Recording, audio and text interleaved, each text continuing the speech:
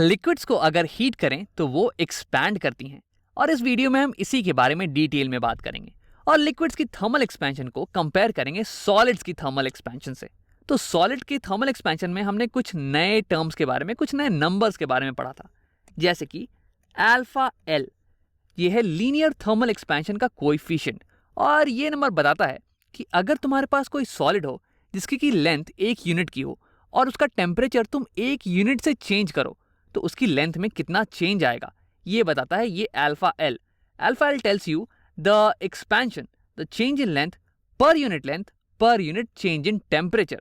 और इसी की तरह हमने डिफाइन किया था अल्फा ए।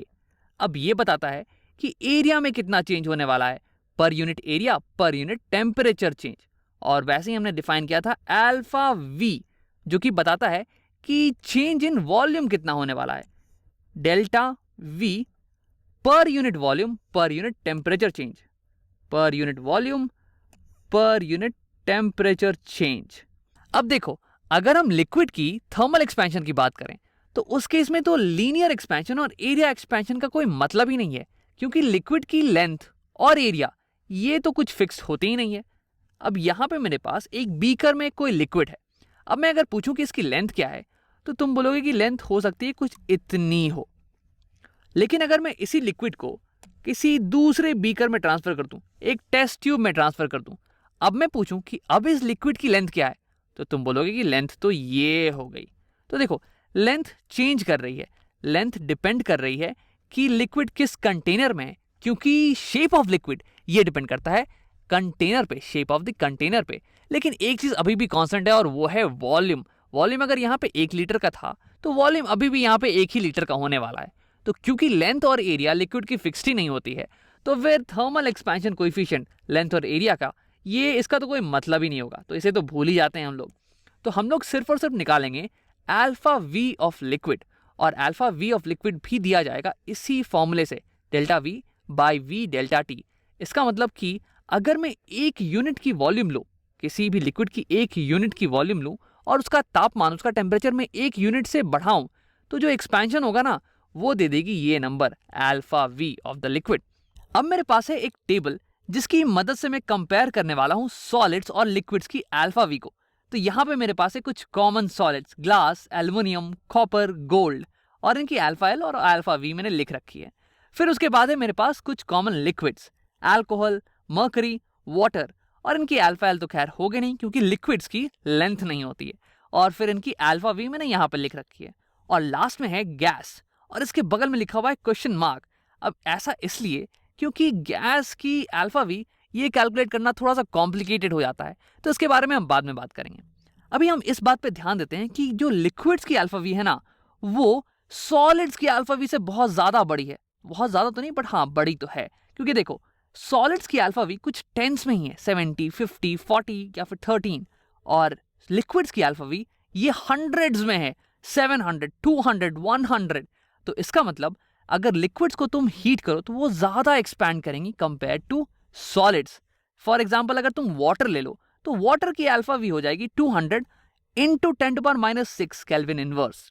अब इसका मतलब ये हुआ कि अगर मैं 1 लीटर पानी लूं, वॉल्यूम 1 लीटर में लूं वाटर का, और उसका टेम्परेचर में 1 केल्विन से बढ़ाऊं, तो जो एक्सपेंशन होगा डेल्टा वी वो हो जाएगा 200 इंटू 10⁻⁶ लीटर्स।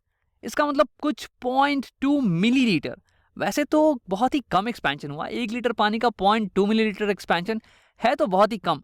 लेकिन अगर इसी एक्सपेंशन को तुम सॉलिड्स के एक्सपेंशन से कंपेयर करो ना तो बहुत ज्यादा एक्सपेंशन होगा ये। तो इसका मतलब आओ लिख लेते हैं इसे, liquids expand more than solids. और इसी प्रॉपर्टी का इस्तेमाल होता है थर्मामीटर बनाने में।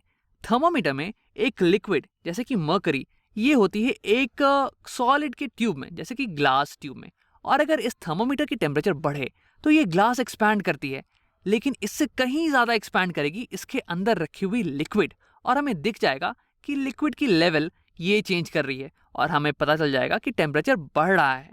अब अगर तुम ध्यान दो तो तुम्हें दिखेगा कि अल्कोहल का जो अल्फा वी है ये तो मर्करी से भी कहीं ज्यादा है, तो क्यों नहीं हम अल्कोहल थर्मामीटर का इस्तेमाल करें। और ऐसा सही भी है, अगर तुम अपनी स्कूल की लैब में देखो तो तुम्हें अल्कोहल के थर्मामीटर्स दिखेंगे, और इसके कई कारण हैं।